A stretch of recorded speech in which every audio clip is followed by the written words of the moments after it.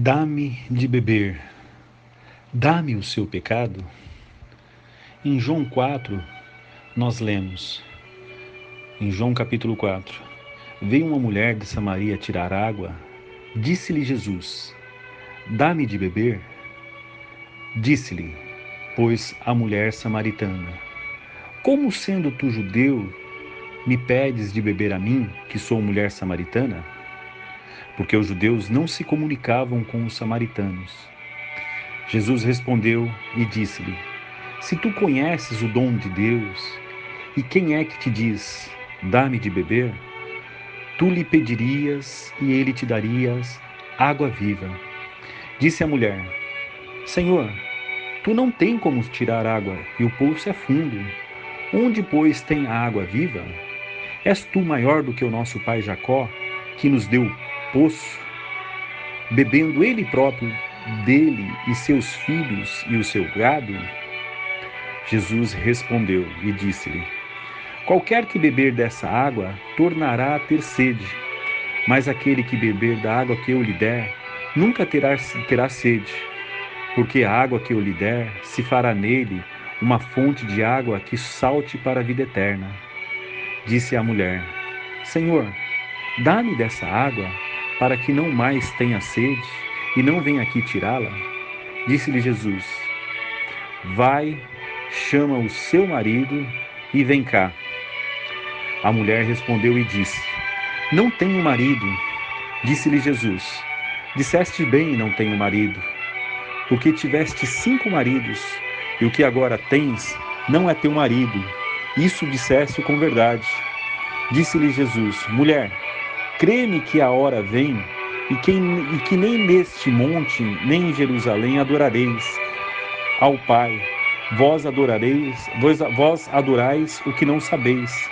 Nós adoramos o que sabemos, porque a salvação vem dos judeus. Mas a hora vem, e agora é, em que os verdadeiros adoradores adorarão o Pai em espírito e em verdade, porque o Pai procura os tais que assim o adorem. Deus é espírito, e importa os que o adorem em espírito e em verdade. O Senhor Jesus, nesses últimos dias, quer nos lembrar que Ele pedirá a nós os nossos pecados, pois a santidade é Ele quem dá. Parece que o tempo passa e nós, em nossa religiosidade, não aprendemos nada com relação a isso. Achamos que temos que dar a suposta santidade a Deus, e é exatamente ao contrário.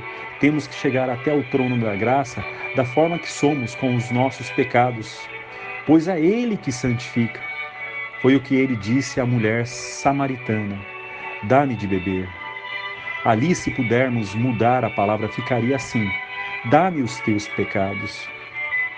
O Senhor está dizendo de uma forma clara que a única forma de obter a água que jorra para a vida eterna é a água Jesus, é entregarmos, nos apresentarmos como realmente somos perante Ele, com os nossos pecados. Pois nós somos pecadores e sempre deveríamos lembrar-nos disso. Em 1 João, lemos a seguinte afirmativa, se dissermos que não temos pecado, só estamos nos enganando a nós mesmos e recusando a aceitar a verdade. Mas se confessarmos os nossos pecados a Ele, podemos confiar que Ele nos perdoa e nos purifica de todo erro. E é perfeitamente correto Deus fazer isto por nós, porque Cristo morreu para levar os nossos pecados.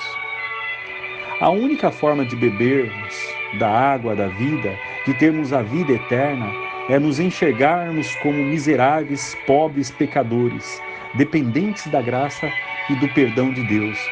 Pois Jesus só virá buscar e salvar aquele que se veja dessa forma, necessitado de perdão, de purificação. Temos que ser convictos que merecemos o inferno, pois temos rejeitado Cristo. Do contrário, não necessitaremos de salvação.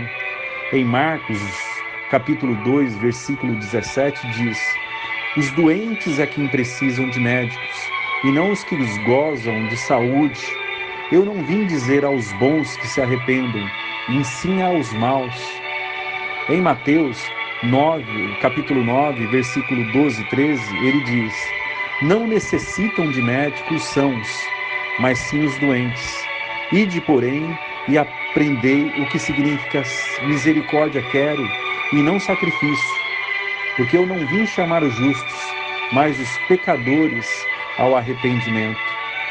Ou seja, na compreensão do Espírito, os sãos não necessitam de cura, e sim os doentes e enfermos, que é o mesmo que dizer que em nossa santidade não precisamos de Deus, pois somos bons o suficiente em nossa religiosidade e Deus não precisa nos santificar, pois já alcançamos esse nível pelo nosso próprio esforço e com isso merecemos os céus, pois o céu foi preparado para pessoas santas como eu sou. Que engano! Em Lucas, capítulo 18, versículo do 9 ao 14, fica mais evidenciado a respeito dessa mensagem que o Senhor está nos trazendo. Se não, vejamos. Depois ele contou essa história a alguns que se orgulhavam das suas boas qualidades e caçoavam de todos os demais. 2 homens foram ao templo orar. Um deles era um fariseu orgulhoso e o outro um desonesto cobrador de imposto. O orgulhoso fariseu orava assim: eu lhe agradeço a Deus, porque não sou um pecador como todos os demais, especialmente como aquele cobrador de imposto ali. Porque eu nunca engano os outros, eu não cometo adultério, jejuo 2 vezes por semana e dou a Deus 1/10 de tudo quanto ganho. Mas o cobrador de impostos ficou em pé de longe e não tinha coragem nem para levantar os olhos ao céu quando orava, porém batia no peito com grande arrependimento e exclamando: ó Deus, tenha misericórdia de mim, um pecador. Eu lhe digo que este pecador, e não o fariseu, voltou para casa perdoado, porque os orgulhosos serão humilhados, e os humildes serão honrados. É flagrante notar que nós somos esse fariseu moderno de nossa época, achando que por não pecar podemos julgar todos os outros pessoas que pecam. Exemplo: somente Deus nos possibilita não adulterarmos, e isso passa a ser a nossa regra, a nossa lei, porque não adulteramos e acabamos impondo isso sobre todas as outras pessoas que conhecemos, ou julgamos todas as outras pessoas que estão em adultério. Isso é viver na lei e não a graça. Não assistimos TV, não vemos filmes, não pintamos o cabelo, não vamos ao teatro, não vemos revistas seculares. Pense em alguma coisa que Deus, em sua infinita graça, nos libertou? Isso foi Deus, somente Ele, que conseguiu quebrar as correntes infernais do pecado e nos libertar em nossa escravidão. Da vez de exercermos paciência, amor, compreensão de Deus para com as pessoas que estão fazendo tudo isso, que há meia hora ou mesmo algum tempo atrás estávamos fazendo, condenamos todas as pessoas que estão fazendo esse pecado. Nos assentamos na cadeira de Moisés e começamos a condenar todo mundo. Fazemos de nossa libertação, que Deus executou em nossas vidas através do Espírito Santo, em nossas regras, leis, a quais impomos sobre todas as outras pessoas. E se elas não obedecerem em nossa religiosidade, já pensamos: essa pessoa vai para o inferno. E assim cometemos o mesmo pecado que Satanás, quando quis colocar seu trono acima no lugar do trono de Deus. É o que diz em Ezequiel capítulo 28, onde diz: o seu coração está cheio de orgulho, você pensa que é o próprio Deus assentando no trono divino em sua cidade-ilha, no meio do mar, mas você não passa de um homem qualquer. Mesmo querendo dar aos outros a impressão de ser um Deus, você era absolutamente perfeito em beleza e sabedoria. Vivia no Éden, no jardim de Deus, suas roupas enfeitadas com toda a espécie de pedra preciosa. Você foi criado perfeito e viveu na mais completa perfeição até aquele dia em que a maldade achou lugar no seu coração. A sua grande importância e riqueza deixou seu coração cheio de cuidados e você pecou. Por isso perdeu sua honra e eu o expulsei do santo lugar onde Deus vive. O seu coração se encheu de orgulho por causa da sua beleza. Querendo se tornar ainda mais belo e importante, você corrompeu sua sabedoria. Em Isaías 14, deixa mais claro como Satanás queria colocar seu trono acima do trono de Deus. E nós, em nossos pecados e delitos, como autênticos filhos da serpente, tentamos, em nome de uma lei, santidade, colocar o nosso trono acima do trono de Deus e julgarmos todas as pessoas, principalmente os irmãos da fé, que deveríamos amá-los em suas dificuldades e pecado. Vejamos, eu vou subir bem alto no céu, dominarei todos os anjos sentado no trono mais alto, eu serei a figura principal do Monte Sião. Nos lados do norte, subirei até o último céu e serei igual ao grande Deus. Mas em lugar disso, você vai ser jogado violentamente para o inferno, para o fundo do inferno. Sim, é claro, quando somos sinceros, vemos o quanto e quantas vezes nos colocamos no trono de Deus, a fim de sermos deuses e começar a julgar todo mundo. Pensamos que sabemos julgar como Deus, mas numa demonstração clara de nossa miserabilidade, não sabemos exercer misericórdia, amor como Deus. Pois sempre quando julgamos alguém sem exercer amor, misericórdia, com certeza estaremos julgando e condenando a nós mesmos no mesmo pecado que essa pessoa está cometendo. É isso que diz o Evangelho de Mateus capítulo 7. Não julgueis para que vocês não sejam julgados. Pois naquilo que vocês julgarem, vocês também serão julgados.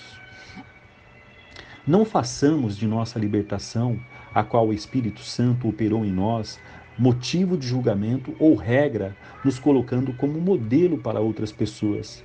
Pois é muito bom lembrar, enquanto todo mundo via um ladrão na cruz sendo crucificado, um bandido, até mesmo um sanguinário, Jesus viu um salvo, um homem que foi ele quem deu a última palavra. Está em Lucas capítulo 23, 43. Hoje mesmo estarás comigo no paraíso. Ou seja, nós em nossa santidade, em nossa lei, regra de viver, podemos no último momento pecarmos e irmos para o inferno, enquanto um terrível pecador, no último minuto, se arrepender e ir para o céu. Portanto, paremos de julgar, pois é somente Deus que tem a última palavra. Começamos a amar, a fim de que nosso amor possa alcançar o mais vil pecador. Pois Jesus nunca condenou os pecadores, e sim, a todo momento apresentava-lhe a salvação. Ele somente falava palavras duras e verdadeiras contra os religiosos, pois são a pior espécie, a mais difícil de serem salvas, por não enxergarem em si a necessidade do perdão, por se acharem melhores que todas as outras pessoas e viverem em suas regras santidades. São esses os ricos que Jesus falou que seria mais fácil um camelo entrar no buraco de uma agulha do que eles alcançarem a salvação, pois já são ricos, se consideram santos em sua religiosidade. Sabemos ser diabos na questão de colocar nosso trono acima do trono de Deus, mas não sabemos ser Deus em exercer a misericórdia e o amor, que são atributos de Deus e dos filhos de Deus. Não conhecemos e nem chegamos ao verdadeiro cristianismo primitivo, que era somente Cristo. A regra era Cristo, a comida era Cristo, a lei era Cristo, o uso era Cristo, a bebida era Cristo.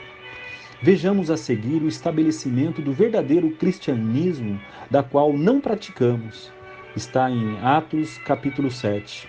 Os líderes judaicos religiosos ficaram ardendo em raiva com a acusação de Estevão, que eles em sua vida religiosa eram filhos da serpente e não tinham nada de Deus, e rangiam os dentes de fúria. Mas Estevão, cheio do Espírito Santo, olhou bem firme para o céu e viu a glória de Deus e Jesus em pé à direita do Pai. Então disse a eles: olhem, eu estou vendo os céus abertos e Jesus, o Messias, em pé ao lado direito de Deus. Mas todos se revoltaram contra ele, puseram as suas mãos nos ouvidos e abafaram sua voz com gritos da multidão, que arrastou Estevão para fora da cidade, a fim de apedrejá-lo.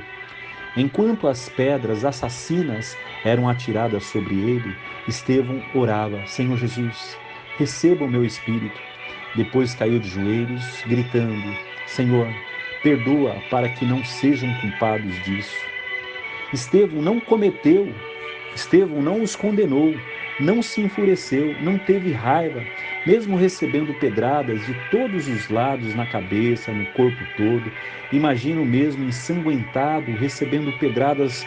No momento em que falava isso, não sentiu nenhuma raiva e nem disse aquelas frases muitas vezes ditas por nós religiosos: ai daquele que tocar no ungido do Senhor. Ou ainda alguma frase que justifica a sua santidade e condene aos pecadores. Isso é o verdadeiro cristianismo. Jesus, ali em Samaria, na Síria, não condenou a mulher adúltera pelos pecados, mas quis se oferecer para tirar dela os seus pecados, trocando pela sua santidade. Dá-me de beber. Ele, em toda a sua vida ministerial, nunca pediu água para qualquer um dos fariseus. Ao contrário, eles, a todos os momentos, quiseram dar sua religião, sua bondade, sua santidade ao Deus Santo, que em sua infinita misericórdia até salvou alguns deles. E mais terrível ainda, eles sabiam quem era Jesus. Se não, vejamos no Evangelho de João, capítulo 3, aonde diz: uma noite, um líder religioso judaico chamado Nicodemos, membro do grupo dos fariseus, veio fazer uma visita a Jesus. Senhor, disse ele, todos nós sabemos que Deus enviou o Senhor para nos ensinar. Os seus milagres são uma prova suficiente disso. Deus não enviou o Filho dele para condenar o mundo, mas para salvá-lo. A sentença deles está baseada nesse fato. A luz do céu veio ao mundo, porém eles amaram mais a escuridão que a luz, porque as obras deles eram más. Eles odiaram a luz celeste, porque queriam pecar na escuridão. Ficaram longe daquela luz com medo dos seus pecados serem revelados e eles castigados. Mas aqueles que se comportaram bem têm prazer em vir para a luz, a fim de que todo mundo veja que eles estão fazendo o que Deus quer que eles façam. Vir para a luz significa que estamos nas trevas, significa que somos pecadores, significa que a cada dia estamos sendo iluminados pela luz de Deus, pela luz de sua verdade, que temos necessidade de a cada dia buscarmos e ser como a luz da aurora, que brilha mais e mais até chegar a ser dia perfeito. Provérbio 4:18. Deus não veio buscar pessoas que se acham santas, pessoas que se acham que são sãs e sem doença. Ele veio buscar pessoas com a necessidade da santidade, por reconhecerem serem pecadoras e que necessitam de cura e salvação. Que Deus nos abençoe nesta palavra, no poderoso nome de Jesus. Amém.